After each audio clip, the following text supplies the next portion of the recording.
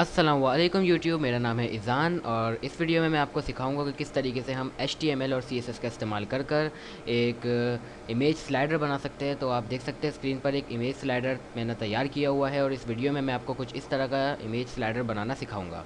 तो अब मैं इसको बंद कर देता हूँ क्योंकि मुझे इसकी कोई ज़रूरत नहीं है। यहाँ पर मेरे पास नोटपैड++ के अंदर एक डॉक्यूमेंट रेडी है और आप कोई भी टेक्स्ट एडिटर इस्तेमाल कर सकते हैं। ज़रूरी नहीं कि आप नोटपैड++ इस्तेमाल करें, आप सिंपल नोटपैड से भी ये काम कर सकते हैं। यहाँ पर मैंने कुछ कोड्स लिखा हुआ है। अगर आप ये वीडियो देख रहे हैं तो इसका मतलब आपके पास HTML और CSS की बेसिक नॉलेज मौजूद है। और अगर आपके पास नहीं है तो मैं आपको बता देता हूँ कि इन कोड्स का क्या मतलब है। डॉक टाइप HTML हमें ये बात इंडिकेट करता है कि ये जो डॉक्यूमेंट हम तैयार कर रहे हैं, जो वेबसाइट हम बना रहे हैं, ये HTML5 के ऊपर बनी हुई है।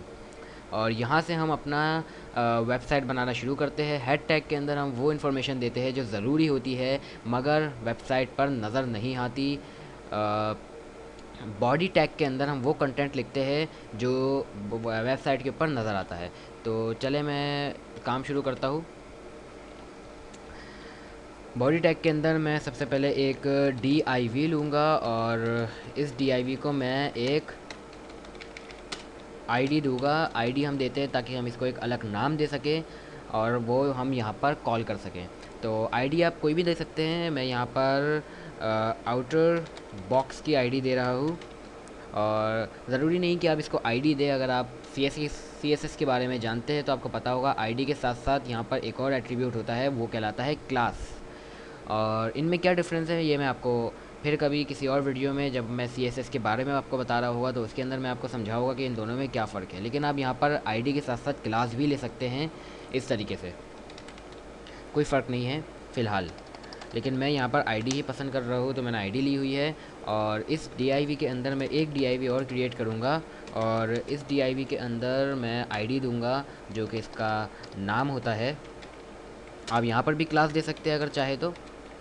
स्लाइडर बॉक्स, ये दो DIVs मैंने बनाए हैं और उनके नाम मैंने इसमें लिख दिए हैं। अब इस स्लाइडर बॉक्स DIV के अंदर मैं अपनी इमेजेस पुट करना चाहता हूँ तो उसके लिए हम लोग जो टैग यूज़ करते हैं वो कहलाता है IMG टैग। और उसके अंदर जो पहली एट्रीब्यूट होती है वो होती है SRC जो कि सोर्स कहलाता है। और इसके अंदर हम लिखते हैं उस इमेज का पाथ। तो मैं आपको दिखा देता हूँ, ये मेरी फ़ाइल है। इसके अंदर इसके साथ एक फ़ोल्डर है इमेजेस का और इसके अंदर मेरी ये इमेजेस मौजूद है। तो मुझे यहाँ पर बताना पड़ेगा ब्राउज़र को कि ये इमेजेस फ़ोल्डर के अंदर है। और इस पिक का नाम लिखकर मैं उसके साथ उसका एक्सटेंशन भी लिखूँगा जो बहुत ज़रूरी होता है। मेरे पास जो ये तस्वीरें हैं ये JPG फॉर्मेट के अंदर है। मैं आपको इसका फॉर्मेट दिखा देता हूँ। ये देखिए JPEG इमेज, इसका मतलब ये JPG फॉर्मेट में है। तो मैंने इसका एक्सटेंशन लिखा है JPG। अगर आपके पास गिफ फ़ोटो है यानी GIF फॉर्मेट है तो आप वो लिखेंगे, और अगर आपकी PNG है तो आप वो लिखेंगे। इसके अलावा अगर कोई भी फॉर्मेट में आपके पास इमेज मौजूद है तो आप उसका एक्सटेंशन लाजमी लिखेंगे वरना वो वर्क नहीं करेगा। अब मैं इसको यहाँ से कॉपी कर लेता हूँ और इसको नीचे पेस्ट कर देता हूँ 3 दफ़ा क्योंकि मेरे पास 4 इमेजेस है। और मैं यहाँ पर इसका नाम चेंज करके pic number 2, pic number 3 and pic number 4 लिखकर इसको सेव कर देता हूँ। और अब मैं इसको जब ब्राउज़र में आकर रिफ़्रेश करूँगा तो आप देख सकते हैं मेरी इमेजेस यहाँ पर आ चुकी है। लेकिन मेरी इमेजेस हॉरिजेंटल लाइन में आ रही है। मैं इसको चाहता हूँ, ओ सॉरी, मेरी इमेजेस वर्टिकल लाइन में आ रही है और मैं इसको चाहता हूँ कि मैं ये हॉरिजेंटल में आ जाए, एक लाइन में आ जाए, जो कि स्लाइडर के लिए ज़रूरी होता है। तो इसके लिए मैं स्टाइल शीट का इस्तेमाल करूँगा। और आप देख सकते हैं ये style.css मैंने यहाँ इंक्लूड कर दिया है लिंक टैग के अंदर, रिलेशन स्टाइल शीट, और इसका पाथ दिया है style.css।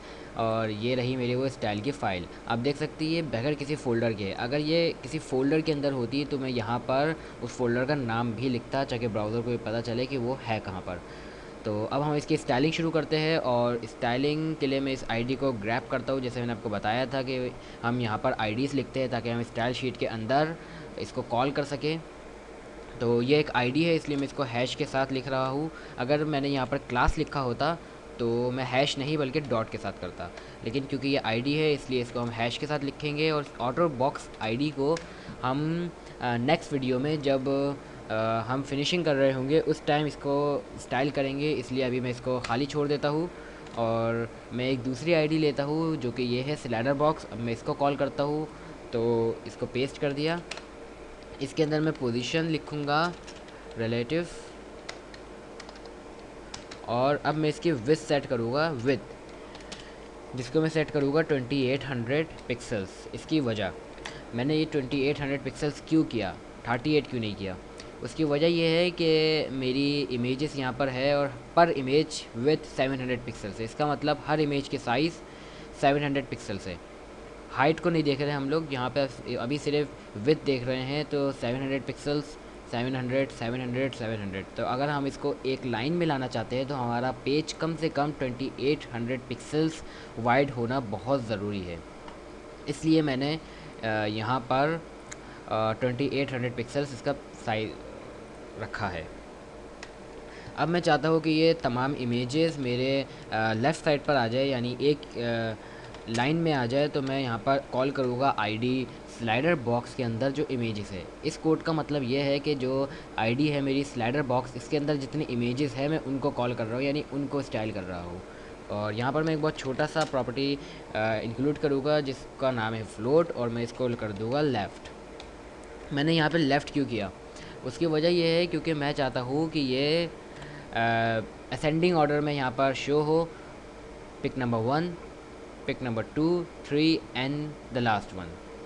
अगर मैं यहाँ पर राइट लिख दूँ तो वो भी सही है, लेकिन फिर ये डिसेंडिंग ऑर्डर में हो जाएगा, और लास्ट वाली पिक फर्स्ट, थर्ड वाली फिर पिक सेकंड में आएगी, और ये फर्स्ट पिक लास्ट में आएगी, डिसेंडिंग ऑर्डर। अगर आप चाहें तो इसको राइट भी कर सकते हैं, आपके मूड के ऊपर डिपेंड करता है, लेकिन मैं असेंडिंग में करना चाहता हूँ इसलिए मैं लेफ़्ट कर रहा हूँ। अब हमें यहाँ पर इसका असल काम शुरू करना है, जो कि एनिमेशन कहलाता है, एक प्रॉपर्टी है, उसके ज़रिए हम स्लाइडर बनाएंगे। तो एनिमेशन का नाम सबसे पहले हमें लिखना होगा, और आप यहाँ पर कोई भी नाम लिख सकते हैं। मैं यहाँ पर अपना ही नाम लिख रहा हूँ, इज़ान। और अब इस एनिमेशन को मैं ड्यूरेशन दूंगा। इसका मतलब इसके नाम से हमें पता चल रहा है कि इस एनिमेशन ड्यूरेशन का मतलब है कि ये एनिमेशन कितने सेकंड्स तक चलना चाहिए। तो मैं इसको देता हूँ 4 सेकंड्स, और फिर यहाँ पर मैं एक प्रॉपर्टी लगाऊंगा, animation iteration, sorry, animation iteration, iteration, okay, और आइट्रेशन काउंट। इसका मतलब ये स्लाइडर कितनी दफ़ा चले ये हमें यहाँ पर बताना है। अगर मैं यहाँ पर 1 लिख देता हूँ तो ये स्लाइडर एक दफ़ा चलेगा 4 सेकंड्स के लिए और फिर ख़त्म हो जाएगा। अगर मैं यहाँ पर लिखता हूँ 2 तो ये स्लाइडर एक दफ़ा चलेगा 4 सेकंड्स के लिए, फिर ये बैक होगा, उसके बाद दोबारा ये चलेगा 4 सेकंड्स के लिए और फिर ख़त्म हो जाएगा। लेकिन मैं चाहता हूँ कि ये चलता रहे, तो इसलिए मैं यहाँ पर लिखूँगा इन्फिनाइट। अब जब तक मेरा वेब पेज खुला हुआ है ये जब तक चलता रहेगा। इसको सेव करता हूँ और यहाँ पर आकर मैं इसको रिफ़्रेश करता हूँ तो आप देख सकते हैं अभी तक इसके अंदर कोई भी फ़र्क नहीं आया है। उसकी वजह ये है कि हमने यहाँ पर एनिमेशन तो लिख दिया मगर अभी तक इसको क्रिएट नहीं किया है। तो अब हम इसको क्रिएट करना शुरू करेंगे, जिसके लिए मैं यहाँ पर की फ्रेम्स का इस्तेमाल करूँगा। और की फ्रेम्स के अंदर मैं अपने एनिमेशन का नाम लिखूँगा जो मैंने यहाँ पर लिखा था, ये रहा इज़ान। आपने जो भी नाम लिखा हो आप वो नाम इस्तेमाल करें, ज़रूरी नहीं कि आप इज़ान लिखें, आप अपना नाम भी लिख सकते हैं, आप कुछ भी लिख सकते हैं। यहाँ पे आप स्लाइडर लिख सकते हैं, लेकिन आप जो नाम यहाँ पर लिखेंगे आप वही नाम यहाँ पर कॉल करेंगे। इसके अंदर हम स्टाइल करना चाहते हैं। तो अब मैं यहाँ पर आपको बता दूँ कि हमें यहाँ पर कुछ कैलकुलेशंस करनी होगी, और वो कैलकुलेशन कैसे करनी होगी वो मैं आपको समझाता हूँ। आप मुमकिन है अभी ना समझ पाए, लेकिन इस वीडियो के एंड तक आपका कॉन्सेप्ट क्लियर हो जाएगा। तो हम स्टार्ट करते हैं 0% के साथ और एंड करते हैं 100% पर। और ये परसेंटेज आखिर है क्या? ये परसेंटेज है कि जब हमारा 0% का मतलब ये है कि जब एनिमेशन स्टार्ट होगा तो स्टार्टिंग में हम लिखेंगे कि स्टार्ट होते ही इसके अंदर क्या होना चाहिए, और 100% का मतलब है कि इस एनिमेशन के एंड होने पर क्या होना चाहिए। तो मैं स्टार्टिंग में लिख देता हूँ लेफ़्ट 0 पिक्सल। तो इसका मतलब ये हुआ कि जब ये एनिमेशन स्टार्ट होगा उस टाइम ये मूव नहीं करेगा, और एंडिंग और स्टार्ट होते ही ये लेफ़्ट -700 तक मूव करना चाहिए। अब इसका क्या मतलब है? ये जो मैंने 700 पिक्सल लिखा है ये इसलिए लिखा है क्योंकि मेरा इमेज जो पहली इमेज है वो 700 पिक्सल्स वाइड है। मेरी यहाँ पर सारी इमेजेस 700 पिक्सल वाइड है, मगर अभी हम पहली इमेज की बात कर रहे हैं, इसलिए पहली इमेज -700 पिक्सल वाइड है। और ये माइनस साइन इंडिकेट करता है कि ये इमेज मूव करेगी मगर अपोजिट डायरेक्शन में। तो चलें इसको देखते हैं इस कोड से क्या हुआ। इसको हम रिफ़्रेश करते हैं और आप देख सकते हैं ये एनिमेशन स्टार्ट हो गया और ये -700 पिक्सल्स मूव कर रहा है तरफ। लेकिन हम इसको इस तरीके से नहीं लिखते हैं, मैं हम 100% को मिटा देता हूँ और अब आपको बताता हूँ कि हमें यहाँ पर कौन सी कैलकुलेशंस करनी है। उसके लिए मैं एक कैलकुलेटर खोलता हूँ और मैं इस एनिमेशन का ड्यूरेशन को बढ़ा देता हूँ, क्योंकि 4 सेकंड का स्लाइड शो नहीं होता। अब यहाँ पर 4 सेकंड का भी वैसे बना सकते हैं, लेकिन वो थोड़ा वेट फील होगा, अच्छा नहीं लगेगा। इसलिए मैं यहाँ पर 20 सेकंड्स दे रहा हूँ। आप 50 भी दे सकते हैं, 20 से कम दे सकते हैं, 20 से ज़्यादा दे सकते हैं, ये आपके ऊपर डिपेंड करता है। लेकिन मैं यहाँ पर 20 सेकंड्स का दे रहा हूँ। और 20 सेकंड्स में यहाँ क्यों दे रहा हूँ, क्योंकि मेरे यहाँ पर 4 इमेजेस है और मैं हर इमेज को 5 सेकंड दूंगा तो ये 20 सेकंड मुकम्मल हो जाएगा। मैं चाहता हूँ मेरी पहली जब एनिमेशन स्टार्ट हो तो इमेज मूव ना करे और 4 सेकंड तक इमेज मूव ना करे, तो मैं 4 सेकंड तक की परसेंटेज निकालूँगा। 4 second multiply by 100। मैं आपको बता दूं यहाँ पे 100 इसलिए लिखा है क्योंकि हम परसेंटेज की बात कर रहे हैं, डिवाइड बाय 20, और 20 मैंने यहाँ से लिखा है टोटल ड्यूरेशन। आपकी जो भी टोटल ड्यूरेशन हो वो आप यहाँ पर वो लिखेंगे 20%। इसका मतलब जब हमारा स्लाइडर 4 सेकंड तक चलेगा तो उस टाइम उसकी जो परसेंटेज होगी वो होगी 20%। और मैं चाहता हूँ कि 20% यानी 4 सेकंड तक मेरा इमेज मूव ना करे और फिर ये 5वें सेकंड पर मूव करे। तो मैं 5वें सेकंड की परसेंटेज निकालता हूँ। 5 सेकंड मल्टीप्लाई बाय 100। 100 इसलिए क्योंकि हम परसेंटेज की बात कर रहे हैं, डिवाइड बाय टोटल ड्यूरेशन 25%। इसका मतलब 25% जब होगा जब हमारा स्लाइडर स्टार्ट हुए 5 सेकंड हो चुके होंगे। तो अब मैं चाहता हूँ कि इसके अंदर ये मूव करे -700 पिक्सल्स। मैं आपको फिर बता दूँ 700 पिक्सल्स इसलिए लिखा है क्योंकि ये मेरे इमेज की विड्थ है और माइनस का मतलब है कि ये नेगेटिव साइड मूव करेगा। तो अब इस कोड का मतलब ये हुआ कि ये एनिमेशन स्टार्ट हो जाएगा, 4 सेकंड तक ये मूव नहीं करेगा और 5वें सेकंड पर मेरी इमेज -700 पिक्सल्स मूव करेगी। तो देखते हैं ये काम करता है या नहीं।